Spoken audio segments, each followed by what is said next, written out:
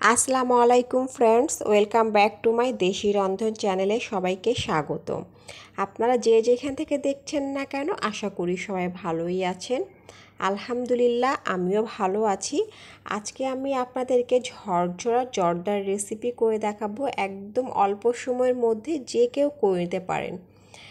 অনেকে জর্দা রান্না করতে গিয়ে কিন্তু জর্দাটা নরম হয়ে যায়, ঝরঝরা হয় না। সেটাই হচ্ছে আজকে আমি আপনাদের সাথে শেয়ার করব কিভাবে জর্দাটা নরম হবে না এবং পারফেক্টভাবে ঝরঝরা হবে, সেটাই শেয়ার করব। চলুন রেসিপিটা দেখে নেওয়া যাক।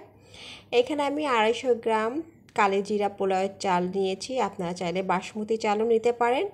এখানে আমি কালোজিরা চাল দিয়ে আজকে আমি ঝরঝরা জর্দার রেসিপি করে দেখাবো। এখানে চালটা আমি ভালো করে ধুয়ে নিচ্ছি। চালটা একটু কচলে কচলে ধুয়ে নিতে হবে, যাতে চালের গায়ে যে ময়লাটা লেগে আছে সেটা যাতে চলে যায়। এখানে আমি প্রায় হাফ লিটারের মতন পানি দিয়েছি। পানি থেকে বলক চলে আসছে। এবার চালগুলি আমি দিয়ে দিচ্ছি। পানির পরিমাপটা যদি পারফেক্ট থাকে তাহলে কিন্তু জর্দা কখনোই নরম হবে না, গায়ের সাথে গায়ে লেগে যাবে না, একদম ঝরঝরা থাকবে। আমি কিন্তু এখানে এক পোয়া চাল দিয়েছি এবং হাফ লিটার পানি দিয়েছি। আপনারা পানির মাপটা কিন্তু বুঝেই দেবেন আপনাদের চাল অনুযায়ী। আমি ঢেকে দিয়ে এটা ভাত রান্না করে নেব পোলাওয়ের মতন। এবার একটা প্যানে দিয়ে দিচ্ছি আমি সাদা তেল, চাইলে আপনারা ঘিও দিতে পারবেন। এখানে দিয়ে দিচ্ছি গরম মশলা, খাড়া গরম মশলা দিয়েছি আমি, লবঙ্গ, এলাচ, দারুচিনিটা আমি জাস্ট একটু ফেটে নিয়েছি।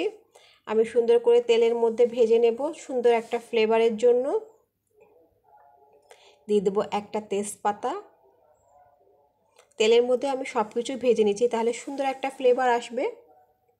এখানে আমি 250 গ্রাম চিনি দিয়েছি, এক পোয়া চিনি। চাল যতটুকু নিয়েছি আমি কিন্তু চিনিটাও ততটুকু দিয়েছি। আপনারা যে যেমনটা মিষ্টি খেতে পছন্দ করেন তেমনটাই দেবেন। পানি দিয়েছি আমি, সামান্য একটু পানি দিয়েছি। আমার এই শিরা থেকে কিন্তু জর্দার শিরা থেকে কিন্তু বলক চলে আসছে। এবার দিয়ে দিচ্ছি আমি একটু ফুড কালার দিয়েছি। আমি জাফরান রং এখানে ইউজ করেছি। দিচ্ছি আমি কমলা লেবুর খোসা। আমি খোসাটা আগে সুন্দর করে কেটে নিয়েছি, এতে সুন্দর একটা লেমনের ফ্লেভার আসবে। দিয়ে দিচ্ছি বাদাম। আমি সব একসাথে ভালো করে আমি শিরার মধ্যে দিয়ে দেব।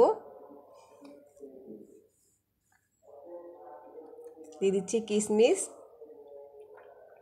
এই শিরাটা কিন্তু আঠালো করার দরকার নেই, কোনো রকমই আঠালো করার দরকার নেই, জাস্ট চিনিটা কিন্তু গলে গেলেই হয়ে যাবে। আমি অনবরত ভালো করে একটু নাড়াচাড়া দিয়ে নিব। সুন্দর একটা ফ্লেভার আসছে কিন্তু এই যে লেবুর খোসা যে দিয়েছি আমি, কমলা লেবুর খোসার কারণে কিন্তু সুন্দর একটা ফ্লেভার আসছে। দিয়ে দিচ্ছি আমি ওই যে আগে যে ভাতটা রান্না করে রেখেছিলাম পোলাও চালে, সেই ভাতটা কিন্তু কত সুন্দর করে ঝরঝরা হয়েছে ফ্রেন্ডস, দেখেই কিন্তু বুঝতে পারছেন। আমি এই শিরার মধ্যে দিয়ে দিচ্ছি।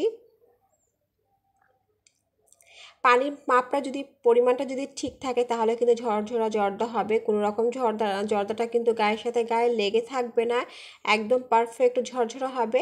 আমি ভালো করে নাড়াচাড়া দিয়ে নেব।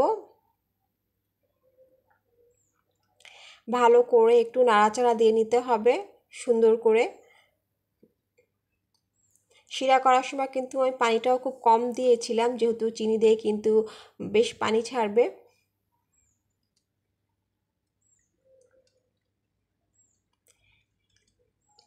এবার চুলা জালটা কমিয়ে দিয়ে অনবরত ভালো করে একটু নাড়াচাড়া দিতে থাকবো, যাতে পানিটা শুকিয়ে যায়। ফ্রেন্ডস, দেখতেই পাচ্ছেন আমার এই জর্দার পানিটা কিন্তু সুন্দরভাবে শুকিয়ে গেছে। আমি অনবরত চুলার জালটা কমিয়ে দিয়ে নাড়াচাড়া দিয়ে আমি কিন্তু পানিটা শুকিয়ে নিয়েছি।